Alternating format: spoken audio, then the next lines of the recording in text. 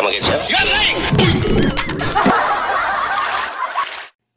Isa po sa mga major development para maiba naman tayo, nagpahayag po si Senador Chis Escudero at kanyang kinontra yung sinabi ni dating Pangulong Duterte na patungo daw sa dictatorship, magdeklara ng martial law, gagayahin daw ni Pangulong Marcos ang kanyang ama, dating Pangulo. Sabi ni Escudero, hindi daw mangyayari yun. Hindi daw mangyayari yun. Kasi iba ang pagkatao ni Pangulong Marcos Jr. Wala silang nakikitang indikasyon na gagawin yun. Kasi professional ang approach ni Pangulong Marcos ngayon. At naniniwala sa rule of law.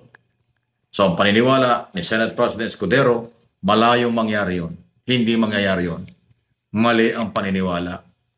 Walang sapat na basihan ang mga sinasabi ni Digong Duterte na yan ay gagawin ni Pangulong Marcos Jr. kung ano ang ginawa ng kanyang ama. Ayun.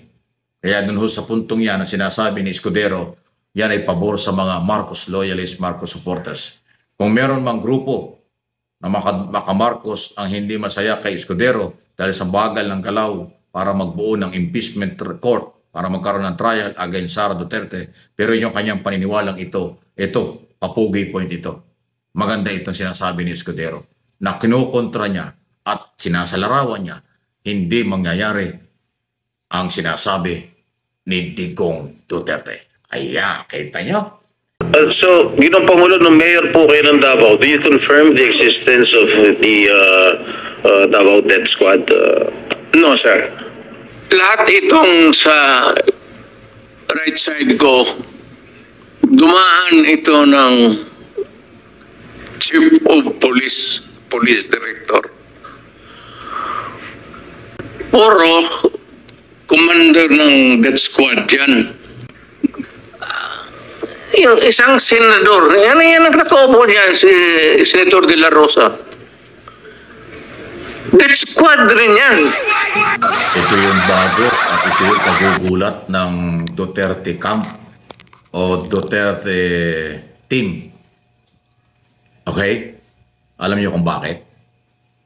Abay, akalain nyo na si General Nicolas Torre, Director ng CIDG, Criminal Investigation Detective Group, national pong posisyon niya.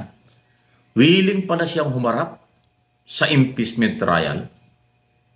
Willing daw siyang humarap bilang testigo. Wow! Ano kaya ang alam ni General Torre na hindi natin alam? Ano kaya ang sekreto na alam ng CIDG Director ng PNP na dapat makarating at malaman ng taong bayan sa magitan ng impeachment trial o impeachment court at trial against Duterte? Wow, kaabang-abang ito. Bago po yan. Usually, ang ating inaasahang mga testigo ay yung mga taga-Department of Education or yung mga taga-Department of taga-Office of the Vice President, mga taga-bangko, o yung mga posibleng nakatanggap ng pera doon sa nawawalang confidential at intelligence fund kung saan ginamit. Okay? At iba pa na mga aring testigo tungkol doon sa mga bank account, tungkol doon sa mga pagbabanta sa buhay ng Pangulo at First Lady at Speaker. Maging testigo dyan ay mga vlogger at reporter na umatid sa kanya sa press conference ni Sara Duterte. Pero hindi pala eh. Merong isang matapang, magiting, makabayan, makatao, sumusunod sa rule of law na gustong manindigan at humarap sa trial, General Torre. Hindi ko rin alam kung ano po ang kanyang alam laban sa Duterte. Hindi rin natin alam kung ano ito. Siya lang ang nakakaalam niyan. Yan ay kung sa oras na siya kailanganin at ipatawag ng impeachment court ng mga senador. Posibleng marami silang alam kung sino ang mga malapit sa mga Duterte. Ako ang aking sa pantaha. Natatandaan nyo yung sinabi ni Sara Duterte noong November 23, 2024 na nakaraang taon sa press conference na meron daw siyang inutusan at umamin, nangako doon sa kanyang utos na sa oras na may mangyari sa kanya, dapat daw mawala ang buhay ng Pangulo, First Lady at Speaker of the House. Baka yun. Baka kilala ni General Torre yun. Baka alam na niya kung sino yung inutusan. At pag yung inutusan yan ni Sara Duterte ay umamin sa PNP at nagsabing siya talaga yung inutusan, mabigat na ebidensya yan. Yan ang sa pantaha ko na posibleng alam ng PNP.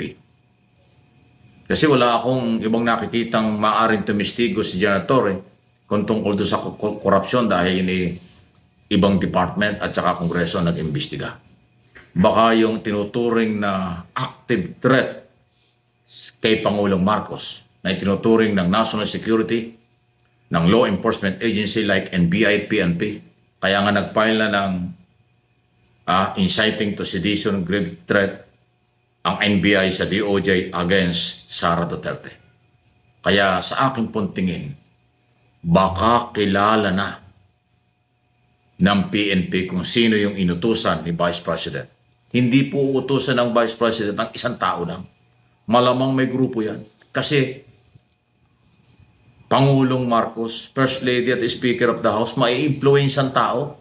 Maraming security yan. Nandyan ang PSG. So hindi pwedeng isang tao lang ang gumalaw. Kung sino yon at ilan yon, baka may idea ang CIDG Director. Kaya ito yung paliwanag na siya daw ay willing humarap kung ipapatawag ng impeachment court, impeachment trial. Wow!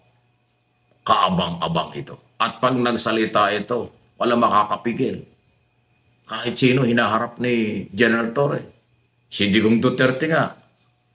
Sabi ko nga sa inyo, first time na kanyang commander-in-chief ay dinimanda ng kanyang dating tauhan. Kasi nung Pangulo si Duterte, commander-in-chief yan ng pulis at militar. Pero si General Torre, ang unang-unang nag-file ng kaso against former president. Ay di lalo siguro sa trial pag pinatawag. Tutukuyin niya at sasabihin niya ang kanyang alam. Kasi naniniwala si General Torre, rule of law, due process. Bigyan ng pagkakataon ang akusasyon, ang akusado, ilaban ang kanyang sarili. Pero bigyan din ng pagkakataon ang mga testigo, ang mga ebidensya, o anumang bagay na magpapatunay sa mga kaso. Wow, kaabang-abang talaga ito. Ibang klase. Kaya kung kailan ito sisimulan, hindi natin alam. Okay?